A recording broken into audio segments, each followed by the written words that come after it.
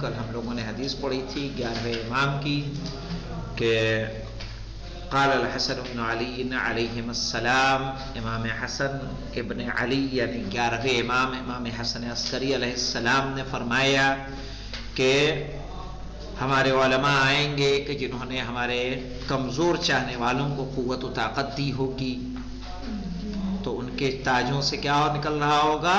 نور. صحیح ہے. اور جن کو بھی انہوں نے تعلیم دی ہوگی سب ان کے نور سے لپٹ جائیں گے، چمٹ جائیں گے، اور یہاں تک کہ وہ جنت میں پہنچ جائیں گے. اور جو دشمنان اہل بیت ہوں گے اسی نور سے، اسی عالم کے نور سے، امام کے نور سے نہیں. سوچے عالم کی جب اتنی فضیلت ہے تو امام کا کیا مقام و مرتبہ ہوگا؟ صحیح ہے. ایک مجتہد کہ جس نے اپنی زندگی زہد و تقوی میں گزاری ہو، آیت اللہ بہجت یا اور دوسرے ایسے علماء کہ جنہوں نے اپنی پوری زندگی ایثار کے ساتھ گزاری ہو، یا وہ لوگ کہ جنہوں نے اہل بیت کے لیے اپنے قدموں کو قدم قدم ملا کے چلے، ان کی سیرت پر عمل کیا اور اسی پہ اپنی جان کو قربان کر دیا. سلمان ہیں، جناب فضہ ہیں، مقداد ہیں، ابوذر ہیں. ان کا مقام و مرتبہ کہاں ہوگا؟ علامہ مجلسی ہیں، شہید اول ہیں، شہید ثانی ہیں. صحیح ہے. باقر الصدر ہیں، آپ کے شہید مطہری ہیں کہ جن کے علوم سے دنیا کیا ہو رہی ہے؟ فیض یاب ہو رہی ہے. کچھ لوگ ڈائریکٹ ان سے پڑھے ہیں، کچھ لوگ انڈائریکٹ ان سے فائدہ اٹھا رہے ہیں. یہ منیت المرید کس کی لکھی ہوئی ہے؟ شہید ثانی کی.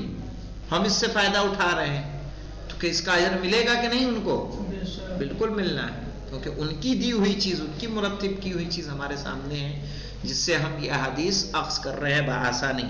ورنہ ہم کہاں جائیں گے؟ یہاں ایک بحار الانوار کا حوالہ دیا ہوا ہے. صحیح ہے. ایک ہے معجم احادیث المہدی علیہ السلام.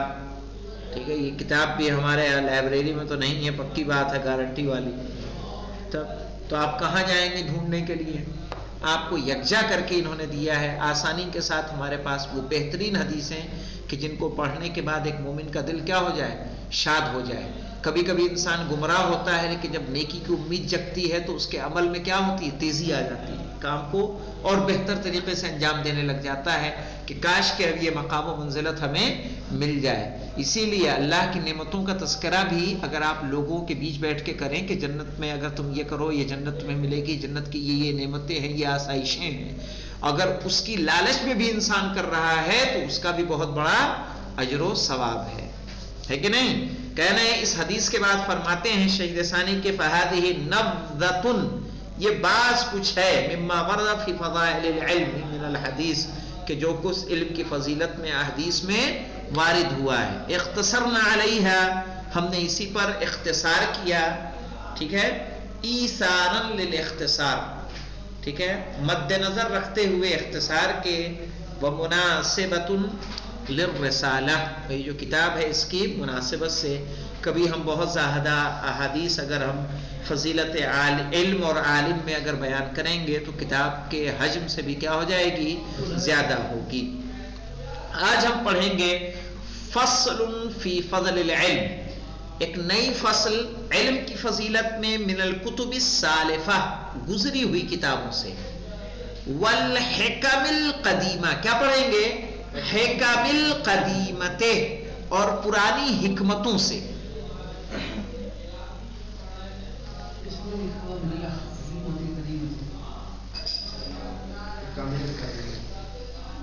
حکمت القدیمہ کوئی مشکل نہیں ہے. حکم پڑھیں گے جمع تب بھی کوئی مشکل نہیں ہے.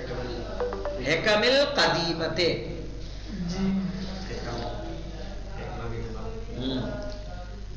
وَمِنَ الْحِكْمَةِ الْقَدِيمَةِ، یہاں دیکھیں مفرد استعمال کر دیا. وَمِنَ الْحِكْمَةِ الْقَدِيمَةِ، اور پرانی حکمت سے. ٹھیک ہے. قَالَ لُقْمَانٌ لِابْنِهِ، کیا پڑھیں گے؟ قَالَ لُقْمَانٌ لِابْنِهِ. لقمان حکیم کا نام سنا ہے کہ نہیں سنا ہے؟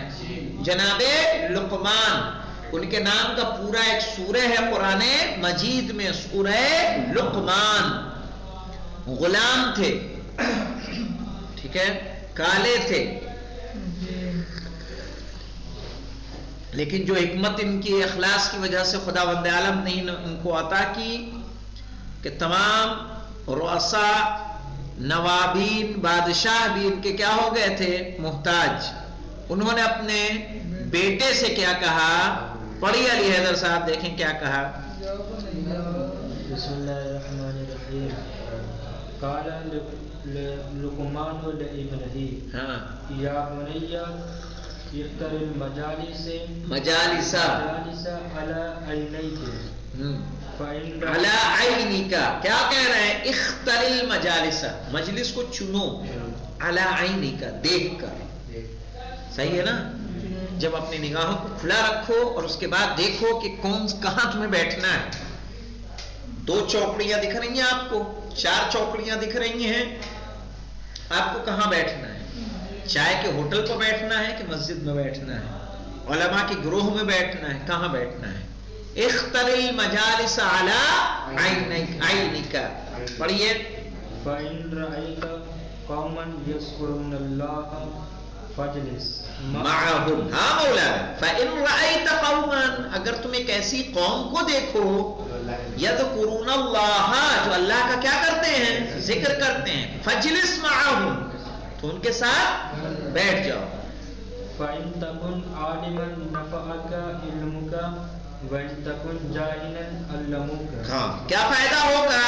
فَإِن تَكُنْ عَالِمًا، اگر آپ عالم ہوں گے، نَفَعَكَ عِلْمُكَ، تو تمہارا علم تمہیں کیا دے گا؟ فائدہ پہنچائے گا. کیونکہ وہ اللہ کا ذکر کر رہے ہیں. جو ذکر کر رہے ہوں گے تو آپ اپنے علم کے اعتبار سے ان کو ایک اور ذکر بتائیں گے کہ اگر اس کام کو آپ انجام دیں تو آپ کو یہ اور فائدہ ہوگا. ٹھیک ہے، یہ طریقہ آپ اختیار کریں، آپ کو یہ فائدہ ہوگا. آپ کا علم آپ کو فائدہ دے گا. وَإِن تَكُنْ جَاهِلًا، اگر آپ ایک دم جاہل ہوں گے، کبھی پڑھے نہیں ہیں اور عالموں کی بستی میں بیٹھ رہے ہیں، عالم کے پاس اٹھنے بیٹھنے والا بھی کیا ہو جاتا ہے؟ عالم ہو جاتا ہے. ہم نے ایسے افراد دیکھے ہیں عوام الناس سے. ہم گئے سرائے میر مکتب پڑھانے کے لیے. مکتب تو جانتے ہو، الف بے تنظیم کا، تنظیم کے ہم سرکاری انسپیکٹر وہ بن کے گئے تھے، مدرس، ٹرینڈ مدرس. صحیح ٹریننگ لی تھی اس کی. ہاں، اس کی ٹریننگ ہوتی تو ٹرینڈ ہو گئے تھے ہم.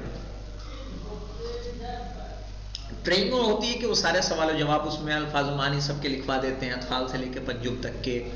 صحیح ہے، اور سارے سوال و جواب لکھوا دیتے ہیں، تجوید کے قواعد لکھوا دیتے ہیں، پلس اس کا امتحان لیتے ہیں. اس میں فرسٹ آیا تھا میں.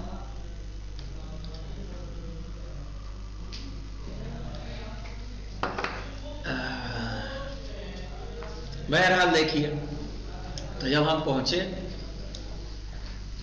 تو جو منتظم تھے وہاں کے مرحوم شبر صاحب، شبن بھائی، انتقال ہوئے سالوں ہو گئے. وہ بولے کہ لوما پڑھی ہے.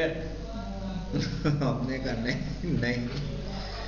تو اب ایک عام آدمی اگر لوما جان رہا ہے تو کس کا صدقہ ہو سکتا ہے؟ عالم کا.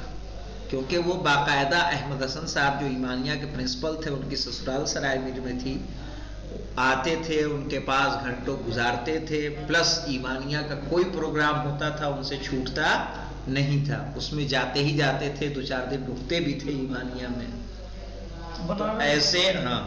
تو ایسے جو علماء کی صحبت میں رہتا ہے وہ بھی کیا ہوتا ہے؟ عالموں کی اصطلاحات سے واقف ہو جاتا ہے. صحیح ہے، آپ بہت ساری اسلامی باتیں جان جائیں گے. ایسا تو ہے نہیں کہ عالم کے پاس بیٹھ کے آپ سیاسی باتیں سیکھیں گے. بھئی کبھی کسی مسئلے کا تذکرہ آئے گا، کوئی پوچھنے آ جائے گا اس کے پاس کہ اس مسئلے کا حل بتا دیجئے. کیسا نہیں ہے کہ ایک جو حدیث ہے اس کے بارے میں کہ ایک اولاد کا مسئلہ لے کے آیا، مولانا نے وہی نسخہ بتایا. کوئی رزق کا مسئلہ لے کے آیا، مولانا نے وہی استغفار کے لیے بتایا. تو وہ بیٹھا ہوا تھا، پوچھنے لگا مولانا کیا معاملہ ہے؟ ایک ہی جواب آپ دے رہے ہیں. تو یہ فائدہ کس کا ہوا؟ بیٹھنے کا.